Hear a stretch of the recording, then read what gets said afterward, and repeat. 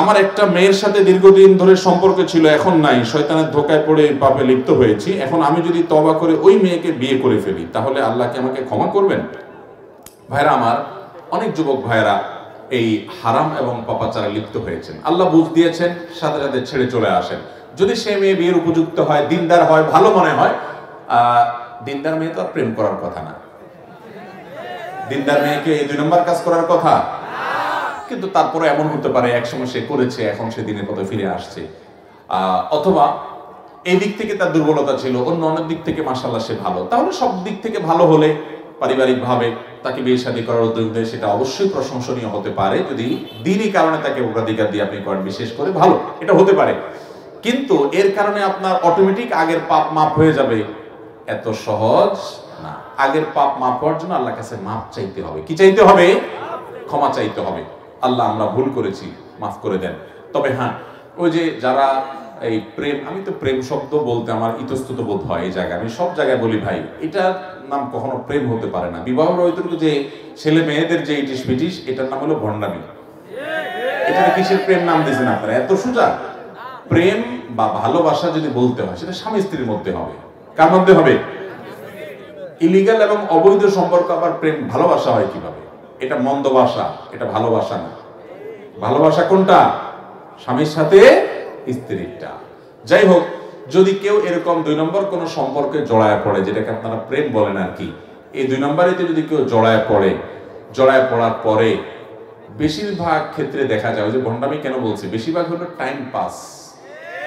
যুবকরা বদমাইশি করা, ফষ্টি করা তাদের ধান্দা, আর মেয়েগুলা অনেকে আছে এখলাসের সাথে প্রেম করে।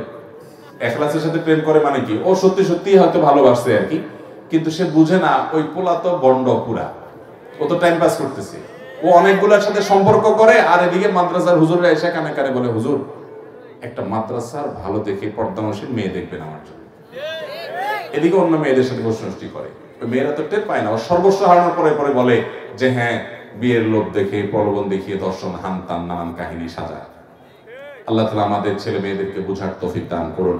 ভাইরা আমার, এই তথাকথিত প্রেম, এই প্রেম নামক গন্ডামের পর কত মেয়েরা নির্যাতিত হয়, কত ছেলেরা ক্ষতিগ্রস্ত হয়, প্রতারিত হয়। এগুলো বেশিরভাগই প্রতারণা। হ্যাঁ, তোমাকে বিয়ে করবো, হান করবো, তান করবো, যে তলে তলে মহিলা মানুষের মেয়ে খোঁজে, প্রতারণা হলো না? বেশিরভাগই প্রতারণা। যদি কেউ এই প্রতারণা করেছে, এরপরে তওবা করে ফিরে আসছে, আবার তাকে বিয়ে করছে, মন্দের ভালো। কিন্তু আবার এটা মনে করবেন না, অনেকে মনে করে হুজুর প্রেমের উদ্দেশ্যে বিয়ের উদ্দেশ্যে প্রেম করছি, আমার মধ্যে কোনো খারাপ মতলব নাই যে প্রতারণা করবো, 2 নম্বরই করবো, আমার নিয়তটা খালেস, আমি তার বিয়ে করব। এই উদ্দেশ্যে প্রেম করলে জায়েজ হবে কিনা? তো এটা নিয়ে আমি সবসময় বলি ভাই, কোরবানের উদ্দেশ্যে গরু চুরি করা জায়েজ হবে?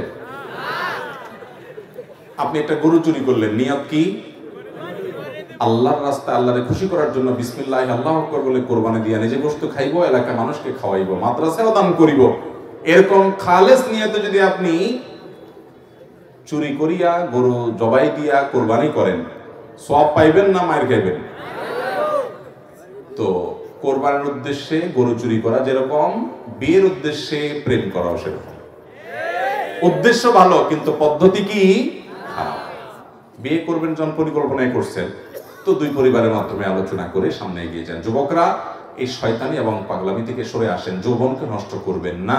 পশ্চিমা দুনিয়া শেষ হয়ে গেছে ভাই, ইউরোপিয়ানরা, আমেরিকানরা শেষ হয়ে গেছে, ওদের পারিবারিক কোনো বন্ধন, বন্ডিং বলতে কিচ্ছু নাই।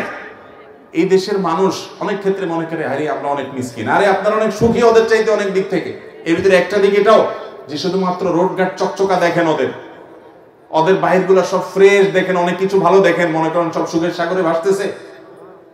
আজকে একজন বড় ডক্টর, অনেক বড় একজন হার্টের ডক্টর সৌদি আরব থেকে আসছে, ওনার সাথে কোনো একটা প্রোগ্রামে কথা বলছিলাম। প্রসঙ্গত উনি বলছিলেন যে যারা আল্লাহর বিধানের বাইরে গিয়ে শান্তি খোঁজে স্বাধীনতার নাম দিয়ে, এদেরকে মনে হয় অনেক সুখী, তারা মনে যায় তা করতে পারে। এদের কি পরিমাণ ডিপ্রেশনে ভোগে এবং কি পরিমাণ তাদের মধ্যে আত্মহত্যার প্রবণতা, নিজেকে শেষ করার প্রবণতা, এটা কল্পনা করা যাবে না ভাই। আল্লাহর বিধানের বাইরে কখনো শান্তি পেতে পারে না মানুষ। পশ্চিমা দুনিয়ার মানুষের সাংসারিক জীবন, দাম্পত্য জীবন শেষ।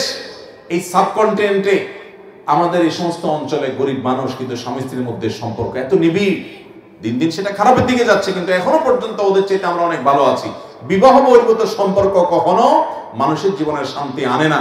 শান্তি আনতে হলে বৈবাহিক সম্পর্কে তারপরে ভালোবাসা নিবেদন করতে হয়। ভাইরা আমার, বিয়ে যখন হয় পারিবারিকভাবে সামাজিকভাবে, তখন একটা কমিটমেন্ট থাকে, একটা বোঝাপড়া থাকে, একটা দায়বদ্ধতা থাকে।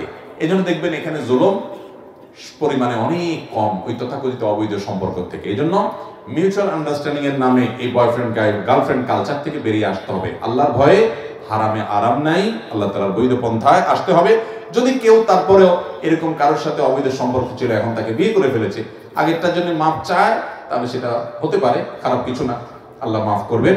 কিন্তু যদি এই নিয়তে করে যে না বিয়ে তো করবো, নিয়ত তো আমার খালেজ, তাহলে আল্লাহ তো মাফ করবেই না, ওই 2 নম্বরই করা যাবে। এখন মুশকিল হলো বেশিরভাগই 2 নম্বরই করে, বিয়ের নিয়ত নাই, জাস্ট টাইম পাস। তো এই জন্য যে বিয়ের নিয়তে করে ও মনে করে আমি তাইলে তো নেককার এই যুগে, কারণ সবগুলা টাইম পাসই করে, আমি তো এর মধ্যে ভালো। তো এটা হলো ওই যে সবগুলা গরু চুরি করে এমনি খায়, একটু কোরবানি করে খায়, একটু পার্থক্য হলো।